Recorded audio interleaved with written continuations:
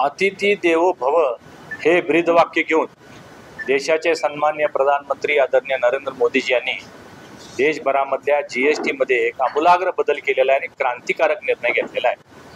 देशामध्ये GST चे 4 slab होते, 5%, 12%, 18% आणि 28%।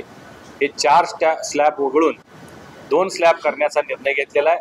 त्यामध्ये फक्त 5% आणि 18%, ज्याच्यामध्ये देशभरातल्या 144 करोड लोकांना, नागरिकांना विविध मार्गाने त्याचा फायदा होणार आहे। लोकांची क्रयशक्ती वाढणार आहे, लोकांच्या हातामध्ये पैसा शिल्लक राहणार आहे आणि त्यामुळे मोठ्या प्रमाणात आपण सेव्हिंग करून मोठ्या प्रमाणात खरेदी करा, अशा पद्धतीचा मूलमंत्र प्रधानमंत्री महोदयांनी दिलेला आहे। याचा फायदा ग्राहकांबरोबर उत्पादन क्षमता असणाऱ्या MSME, SME या सगळ्यांना सुद्धा होणार आहे आणि यामुळं देश अर्थशक्तीच्या दृष्टिकोनातून 2047 साली विकसित देश होण्याच्या दृष्टिकोनातून एक महत्त्वाचं पाऊल उचललं गेलेलं आहे। याचा सर्व स्तरातील नागरिकांना, शेतकऱ्यांना, उद्योजकांना, महिलांना मोठ्या प्रमाणात लाभ होणार आहे।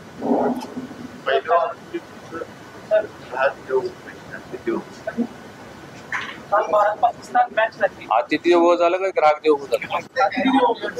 काय झालं क्रिकेटला? काल भारत पाकिस्तान मध्ये सामना झाला। या सामन्यात पाकिस्तानचा खेळाडू फरहान गोळीबाराची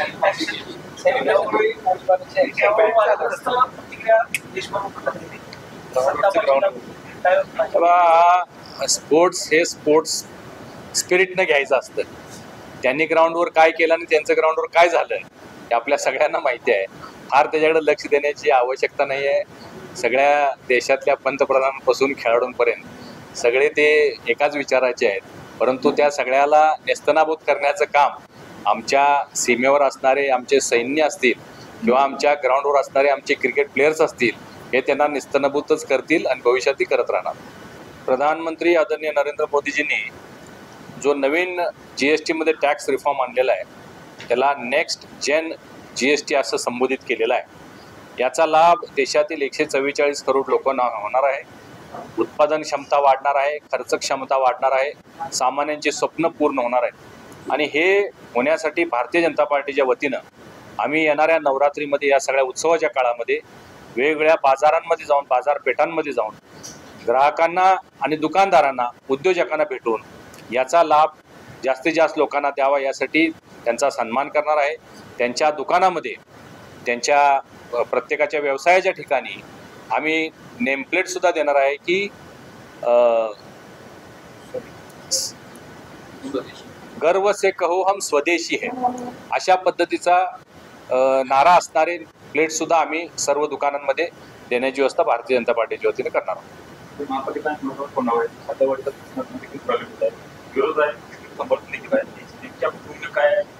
हद्दवाढ ही सर्वानुमते सर्वांची विचार करून करण्याचा निर्णय झालेला आहे, त्याची प्रक्रिया सुरू झालेली आहे। जरी हद्दवाढीचा निर्णय होणार असला तरी महापालिकेच्या निवडणुकीवर त्याचा कोणताही परिणाम होणार नाही। निवडणुका या वेळेत पूर्ण होतील। महापालिकेच्या भाजप 35च्या पेक्षा जास्त जागा आहे, मात्र शिवसेनेने मंडळाच्या राजकीय सागर फक्त उत्तर विधानसभा मतदारसंघात 30 जागांवर दावा। हे पहा, आम्ही आता महायुती म्हणून या निवडणुकीला सामोरं जाण्याचं ठरलेलं आहे।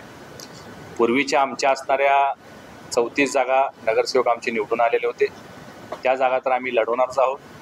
आमच्यासोबत राष्ट्रवादी काँग्रेस पक्ष आहे, ज्यांच्या 14 नगरसेवकच्या जागा निवडून आल्या होत्या आणि शिवसेनेच्या पूर्वी 4 जागा निवडून आलेल्या होत्या।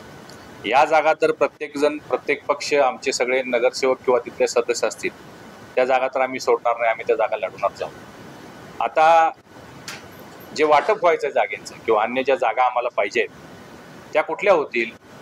काँग्रेसनं ज्या 29 जागा जिंकलेल्या होत्या शहरामध्ये, त्याच्यामध्ये वाटप होईल।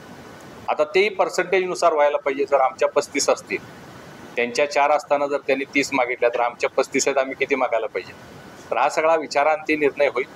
मला अपेक्षित आहे की आमच्या 34 जागा सोडून 12 ते 15 जागा त्या 29 पैकी भारतीय जनता पार्टीने लढवल्या पाहिजेत, कारण आमचं त्या पद्धतीचं नेटवर्क आहे, आमचे तेवढे सदस्य आहेत आणि त्या दृष्टिकोनातून आमची तयारी सुद्धा आहे आणि या सगळ्या तिन्ही पक्षाचे आम्ही वरिष्ठ नेते बसून हा निर्णय घेऊ। परंतु आज या बाबतीत जागेचा कुठलाही निर्णय झालेला नाही।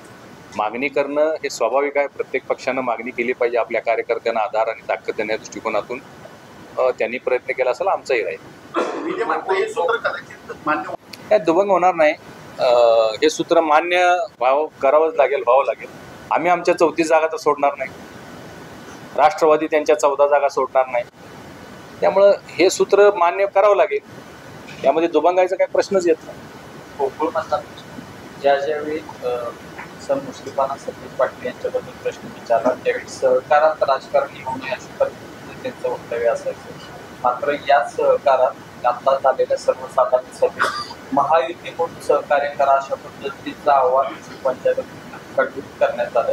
कुठंतरी दोन्ही दगडावर हात ठेवण्याची भूमिका मुश्रीफांची वाटते. काय असणार तुमचं? हा प्रश्न आपण मुश्रीफ साहेबांना विचारला तर त्याचं योग्य उत्तर मिळेल.